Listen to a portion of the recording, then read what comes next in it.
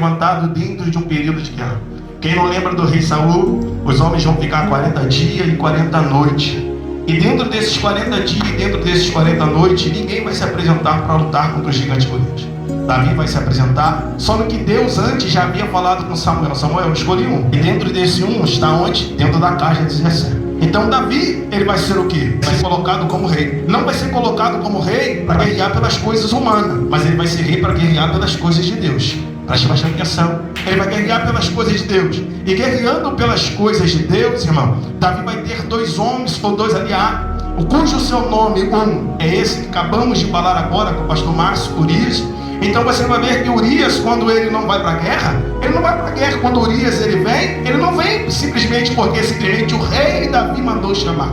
Ele vem porque ele sabe que ele está debaixo de uma cobertura de alguém que ele entende que conselheiros estão lá. Então os sacerdotes que eram os conselheiros, Urias olhou e falou assim: essa guerra simplesmente não é do homem, mas essa guerra é de Deus.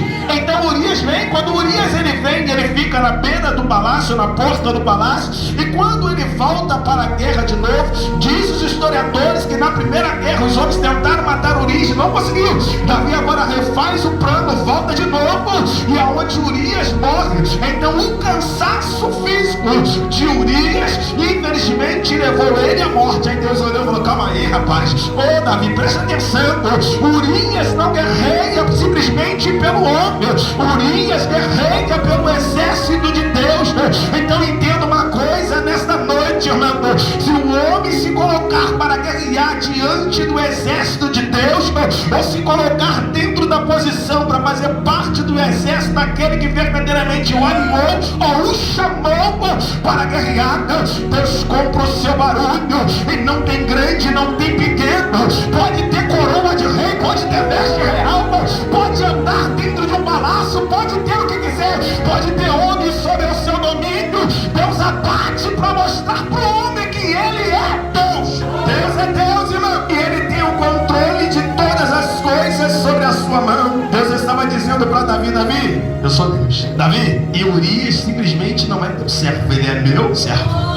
Porque Davi entendia que todas as vezes que ele ia para a guerra, ele não poderia simplesmente ir para a guerra como ele queria. Ele tinha que consultar a Deus. E até essa guerra, irmão, é uma guerra que Davi não consulta a Deus, ou seja, não está debaixo da autoridade de Deus para guerrear. Então entenda uma coisa, irmão: mas se o homem não se arrepender dos seus pecados, se largar as suas práticas pecaminosas, se o homem abandonar tudo aquilo que verdadeiramente atrapalha ele ter comunhão com Deus, o homem ressuscita diante da presença de Deus. O que é interessante de Davi, irmão, é um homem que está acostumado a fazer indo, é um homem que está acostumado a compor pensando, é um homem que o Espírito Santo visita ele no íntimo da alma. Só que passa um período na vida de Davi que Deus já não fala mais com ele. Só que passa um período na vida de Davi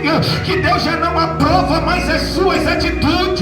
Só que passa um período de Davi que é o pior período. Qual é o pior período?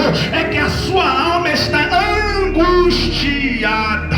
E só tem uma forma de um ser humano arrancar a angústia da alma: é quando o homem faz uma reconciliação com Deus. Talvez a gente olha para nós e a gente está dizendo assim: o que é isso? O que isso tem a ver comigo? O que isso tem a ver conosco? O que isso tem a ver com a igreja? Irmão, se Deus não falar conosco, Deus não ouvir a nossa voz, como foi aqui lido na palavra introdutória, para que isso serve o homem viver? Para que adianta o homem ter fôlego de vida?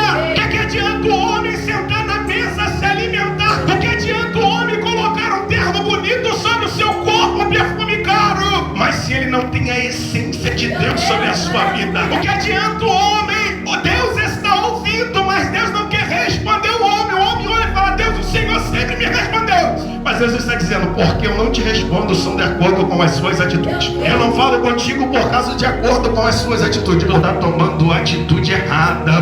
Mas quando tu se reconciliar, Salmo de número 51, verso 10 e verso 17, reconciliação. E trazendo para a humanidade no dia de hoje, meu, o que tem a ver o pecado de Davi com a humanidade. A humanidade todo dia rejeita o reino. Todo dia o reino é apresentado para nós. Sabe o que Deus está dizendo para nós? Reconciliação. Sabe o que Deus diz para a nação através dessa palavra? Reconciliação. Por que é reconciliação? Atitude humana, resposta de Deus. Então o homem, irmão, precisa tomar uma atitude para que Deus dê a resposta, para que nós verdadeiramente recebamos diante da presença de Deus.